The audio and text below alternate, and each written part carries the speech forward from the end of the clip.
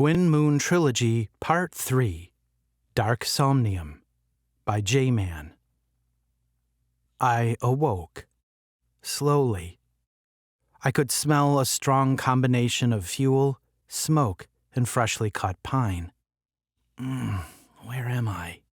They say the smell of burning means you've had a stroke, but somehow this felt far worse than some grim pathology. I pushed myself up, slowly and painfully, to take in my surroundings. The forest bed crunched beneath the weight of my body. My entire body felt as if it were on fire, shooting pains in all of my muscles. My legs, however, felt the worst by far. Let's just focus on getting upright first. I'll deal with my legs later. In the distance, I see a smoldering heap of twisted metal and debris. Damaged cables swing gently in the wind, spitting sparks occasionally like electric snakes. The flames lick the night sky. Embers float up to meet them. The blaze creates a show of shadows and light that dance across me and onto the surrounding trees, some of which had been sheared inexplicably in half. It wasn't the kind of cut you'd see from a logger. It looked like something had completely smashed through them, with a large amount of force. Is that our craft up ahead? Where are my patients? My memory feels like the wreckage in front of me, but slowly things are piecing themselves back together. I look behind me, and the rest of the forest is illuminated, but not by the flames ahead. It's an uncanny glow, sallow and subtle. I look up and see 2 moons, the source of the sickly light. 2 moons. Where in the system would I see 2 moons? Ridolonia? Best medical supplies in the quadrant, yes, of course.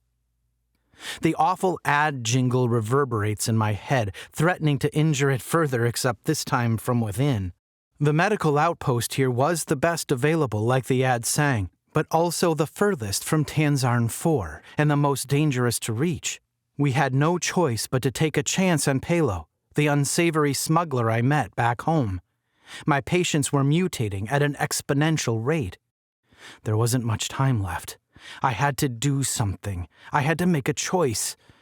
Now, look at what that choice has cost us. What it's cost me. I heard a loud crunching sound from behind. I whip around to see what it is, but my legs aren't working. I twist and turn. I'm eventually able to shift my weight enough so that I can face the direction of the sound.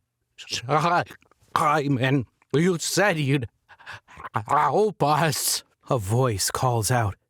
It's gurgling like someone in the final stages of pneumonia.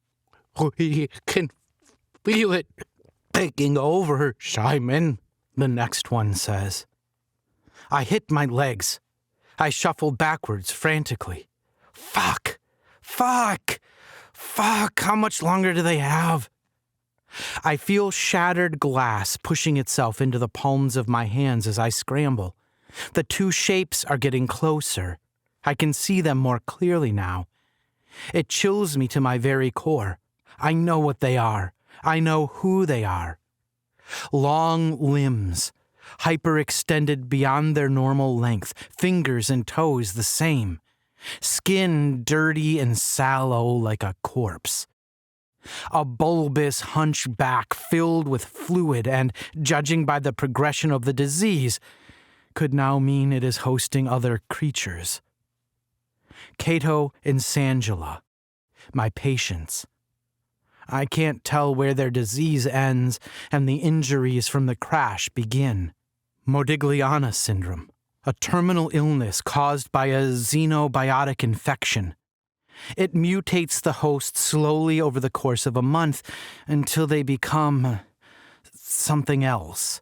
Just like the long-eliminated rabies virus, it aggressively warps the behavior of the host to suit its horrific goals. However, unlike rabies, it only spreads through blood-to-blood contact rather than saliva.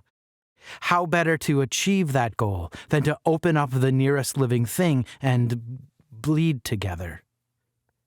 Cato leans down near me, her elongated limb moving through the darkness toward me like an eel searching for prey. Cato, Sangela, please, I can't walk anymore, but I'm sure if we could get to the wreckage, we may be able to give you another booster. No more boosters, Cato yells.